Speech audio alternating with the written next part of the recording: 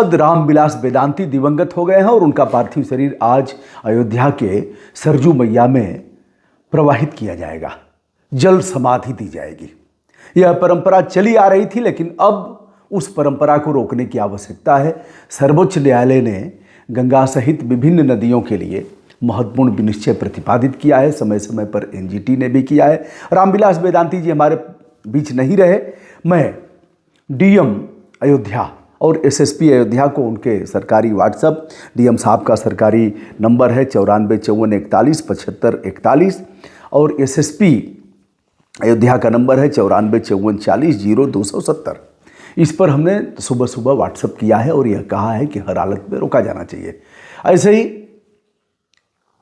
कुंभ मेला में एक संत दिवंगत हो गए तो हमने इनको लिखा था, वहाँ के डीएम को, अन्य लोगों को जल समाधि दी जानी थी, लेकिन अंत में अंतिम समय में यह निर्णय बदला गया और उन्हें संभवतः दफनाया गया।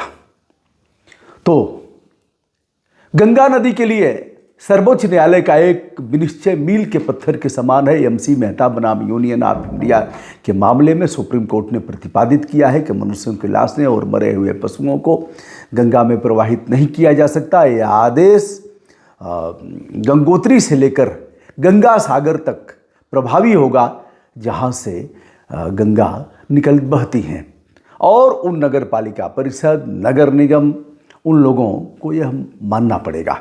इसका उल्लंघन लगातार हो रहा है, हम लोग इसका विरोध करते रहे हैं। आज भी मैंने इन लोगों को लिखा है, आप स्वयं पढ़ लीजिए, कि उन्हें समझाइए, संतों के साथ बैठक करिए और उन्हें इसके लिए आप तैयार करिए कि उनकी लाशें सरजू में न जाएं। अब पानी वैसे भी कम हो रहा है, फिर उनका शरीर सड़ेगा, पानी के साथ सड़ेगा, बज करेगा, उसी में लोग स्नान करेंगे, उसी पानी को पिएंगे। मैं जानता हूँ मक्खनचूहा हमें 100 गाली देगा, लेकिन मैंने समाजवादी पार्टी के वरिष्ठ नेता, विधान परिषद सदस्य रामकरण यादव जी की मृत्यु हुई थी। उस गांव में परंपरा है, लोग जल प्रवाह करते हैं, वहाँ भी मैं घाट पर जा करके इसका विरोध किया था, लिखा पढ़ी भी किया था। उस समय यदुवंशी लोग खूब गरियाए थे, आज फिर मक्खनचूहा गरियाएगा। कोई बात नहीं, अपना काम है यारो सच बात कहना।